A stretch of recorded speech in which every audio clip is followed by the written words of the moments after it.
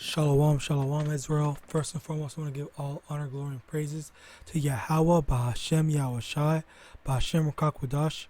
Double honors to the elders and apostles of Great Millstone who taught us His truth. And shalom to the mighty Akim and Akwath out there who are diligently waiting to be delivered from this final captivity. And today's going to be a quick video, giving a little more information onto the Ainu, our Israelites video that I did before. And eventually, when I get all the information that I believe I need, I'm just gonna gather all the videos up and then just put them and upload them as one video. But until then, today I'm gonna bring some more information. So, firstly, I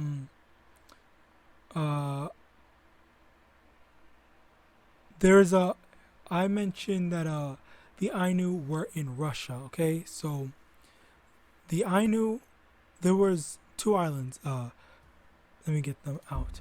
Kamchatka and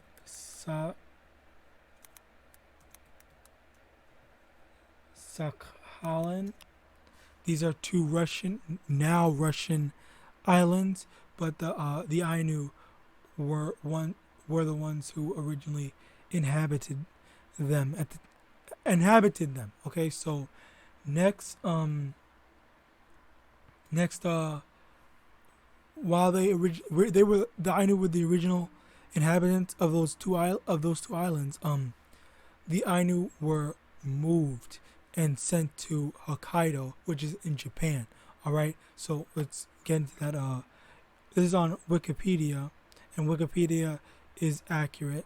They update all their information quite oftenly. The Kamchatka Ainu first came into contact with Russian fur traders at the end of the 17th century. Contact with the Amur Ainu and North Kuril Ainu were established during the 18th century. Okay, so basically around the end of the 17th century, that's when the Ainu had interactions with the Russians. All right. So next, and they even got so-called citizenship mid 18th century. Okay, so next, but again, that's not just to say, oh, they were equal and whatnot. There's obviously some like conditions to it, because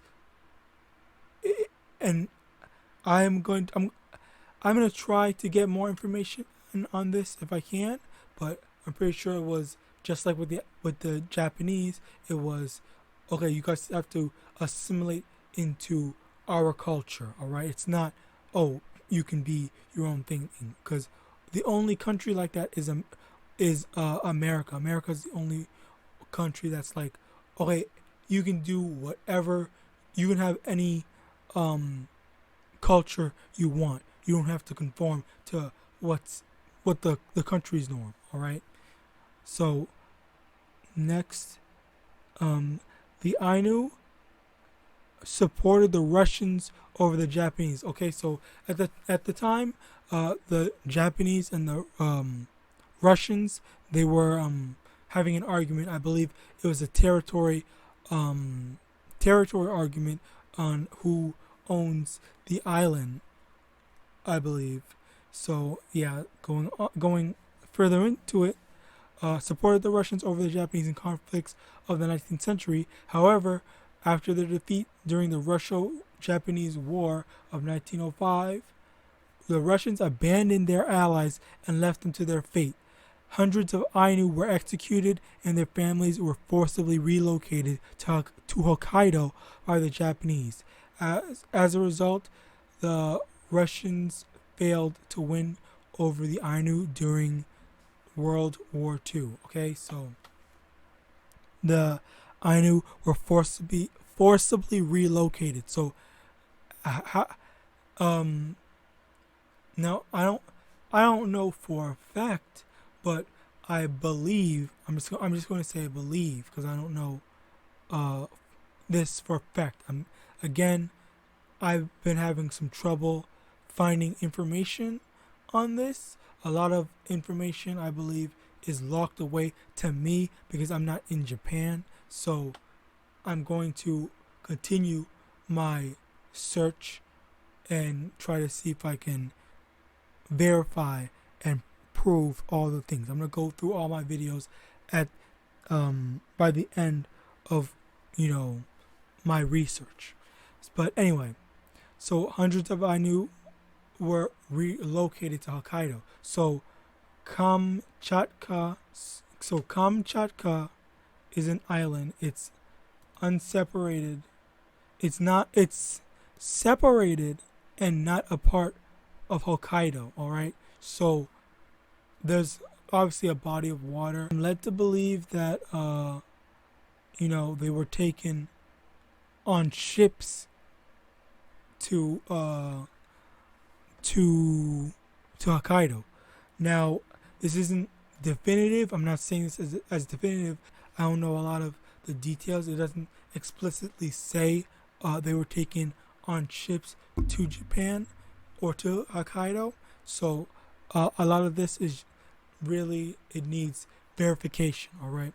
But continuing on, Japanese today. Now, not Japanese. The Ainu today. How are the Ainu faring in their lives in Japanese society? All right. So, like I said before, they were initially when they were making their treaties with them back then, they didn't consider the Ainu to be human. They said that they were barbarians, and they didn't think of them as humans. So their honor system was thrown out the window. That's number one. The second thing is, basically they took their land from them, and they're still inhabiting it. They're not on the. They still don't see them as, for the most part, people, much like how the Native Americans are being treated. Yeah, they they take this pity thing or whatever, but for the most part, they're not being treated properly. All right. So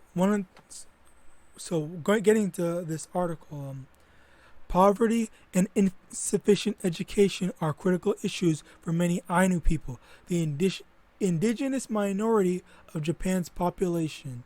The Ainu people endured years of historic discrimination. Their community faced impoverished living conditions after Japan took control of Hokkaido, the Ainu's native island. In the 19th century, in 2019, however, the Japanese government recognized the Ainu as Japan's indigenous people. The Ainu faced numerous adversities during everyday life. However, the Japanese government is taking steps towards equal rights and opportunities for the Ainu population, beginning with education. Okay, so firstly, this is all kind of like a smoke screen thing, okay? And we're gonna get into exactly what they're doing and how it's not really helpful. So, continuing on. Japanese education and the inclusion of Ainu history. So basically, the Ainu history wasn't very involved in Japanese history. They didn't teach it. They didn't teach a lot of Ainu history in the Japanese education. Okay, so let's see what they're doing now. Japan's school systems are primarily electronic free, but the pandemic's stifling presence is forcing school systems everywhere to change their methods. Now, student health and safety are both major priorities for the upcoming fall semester. Another priority for Japan's school system is Ainu inclusion. After textbook and curriculum revisions, the Ainu are set to appear in nearly 40 Japanese junior high textbooks by boosting the number of Ainu-related pages from 12 to 85. So prior, there was like 12 pages out of who knows how many pages. And textbooks are pretty big, so obviously we can assume that it was a lot, like 200, 300. I believe that's how big my textbooks were back in the day or whatever. So now it's 85. Okay, so next, the country's educational department hopes to teach students about Ainu culture and the value of cultural coexistence. Okay, so now they're starting to sound like what's it called? Babylon or America, saying, oh, cultural coexistence. All right, but you know,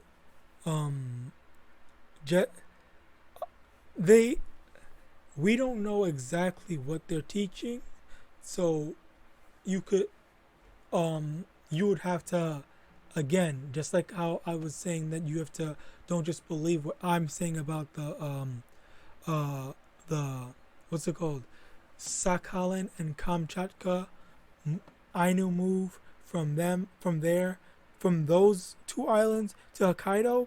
You have to verify what are they actually teaching in this new Japanese curriculum. All right, are they actually, getting into the nitty gritty and all the important stuff, like the stuff that I brought out, how they didn't see them as people, because another one, like how they taught what's it called, American history is, oh, Christopher Columbus discovered America, and then they have that Pocahontas movie with Pocahontas and being a grown woman instead of a little girl, and then painting the Native Americans as the bad guys instead of these invaders as the actual bad guys, which they are. They're the actual bad guys. All right. So, yeah, I mean, you have to actually see the exact details. All right. So continuing on, Ainu education in Japan. While a younger generation of Japanese students will be learning about the Ainu in school, challenges for the indigenous Japanese population still remain. For instance, many Ainu students struggle to continue their education. In fact, only 33% of the total Ainu population enrolled in Japanese universities in 2017, and this number will most likely drop further with the increase in online education as a result of COVID-19. Okay, so this is similar to a problem that Israelites in America face. We struggle to because we're in poverty as well. We don't have the luxury of spending hundreds of dollars to go to a school and whatnot to further our education, which in actuality, Esau's education isn't true, edification. All right, so that's a thing that contributes to not only their poverty in this society but our poverty in this society. Just a little point I wanted to bring up is college enrollment rates. The average college enrollment rate is for 18 to 24-year-olds increased from 35% in 2000 to 41% in 2018. That's general, but in 2018 the college enrollment rate was higher for skipping to the actual ethnicities: Black or Judah 37%, and Hispanic, Ephraim, Zebulon and whatnot 36%.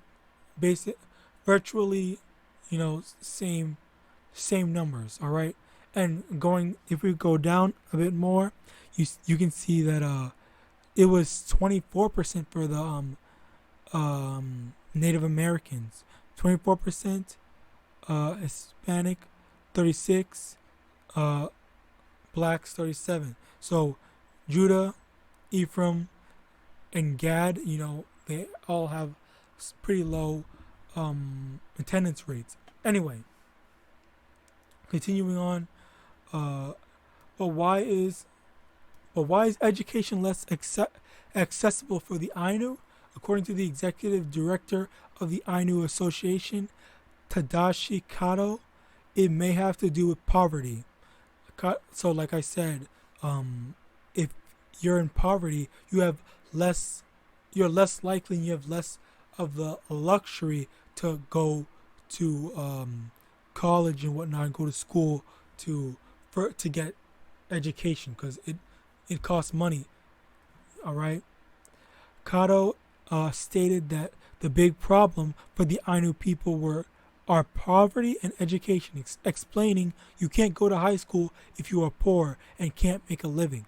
Even if you take high school examinations, another reason why Ainu students abandon higher education is discrimination. Okay, so we're going to get into that. That's a big thing. Like I said before, I said in the previous video, I believe, that they were called dirty people. The Ainu were called dirty people by the Japanese. So on top of not being seen as humans, they're called dirty people and just seen as lesser than them. The Ainu have experienced discrimination for decades, and many Ainu students often conceal their lineages to avoid harassment at school. So again, this ties in with the assimilation. If they're actually able to hide the fact that they're Ainu, then that just proves that the Ainu are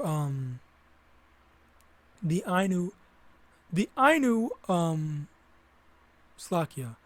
That just proves that the Ainu look a lot like the Japanese. So as a result, you really can't tell visually. All right. So yes, some Japanese will look like some Ainu will look like Japanese, but you can never tell. You gotta try the spirit. All right. In 2019, the Japanese government recognized the unequal status of the Ainu and decided to take legislative action. Okay, so let's get into that, because I said we were going to get into that. We're going to get into that very soon. They're about to talk about it right now. The Ainu Promotion Act. The Ainu Promotion Act emerged to eliminate the unequal treatment of the Ainu population. Under the recent implemented Ainu Promotion Act, these indigenous citizens have more protections than ever before. And that's like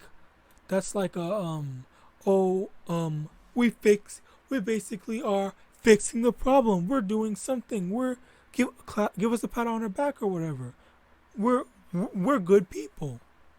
The act officially declared the Ainu as Japan's indigenous people and outlawed hostile sentiments and discrimination against them. The act also aims to promote Ainu culture as well as industry and tourism throughout Japan.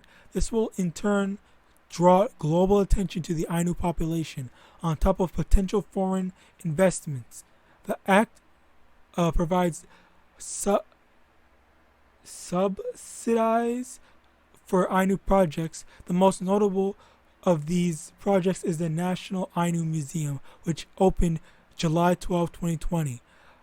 The museum resides in Shiraoi, Hokkaido, Japan, and educate visitors on 6 themes from the Ainu perspective: language, worldviews, lifestyle, history, work, and exchange with surrounding people. Okay, so now let's get into that act that they were talking about. So basically, it's like saying, it's like the equivalent of saying you're not allowed to reject housing for people just based off the color of their skin. Yet at the same time, the people that are in charge of the of selling houses to Jake and whatnot, and Israel in general, they still find some way to say, oh, I can't sell it to you, blah blah blah, something something something, So they still find ways around it. It's not a real protection. Yes, it says something like that, and also affirmative action. It's not really helpful. And if they really saw Ainu as Japan's indigenous people, they would have given them their land back, because it's not their land, obviously. All right. So continuing on, although the act is not perfect, these new laws are a strong foundation for Ainu restoration to build upon. Cultural understanding is critical for coexistence. In the past, most of the world misunderstood or did not hear the Ainu people. In Japan, the promotion of the Ainu people through education marks the beginning of a new era in which the Ainu do not have to live in the shadow, but are instead celebrated openly as an essential component of Japanese history. Okay, but again, like I said, they're basically still doing that whole, and America did it too. Okay, we after all these years after the fact, we acknowledge that this is your land, but we're going to keep it, and we're going to let you play second fiddle, or we'll let you stay here, and we'll say, okay, we acknowledge that you had it first, but it's ours now, so you stay in your impoverished poverty or whatnot. All right, so it's not really something to be commended, because at the end of the day, they still own it. They still have power over you. All right. So I believe that's enough for this part. With that, I want to give all honor, glory, and praises to YAHAWAH, BAHASHEM YAHWASHI, BAHASHEM RICANS. Double honors to the elders and apostles of Great Millstone. And with that, I want to say Shalom.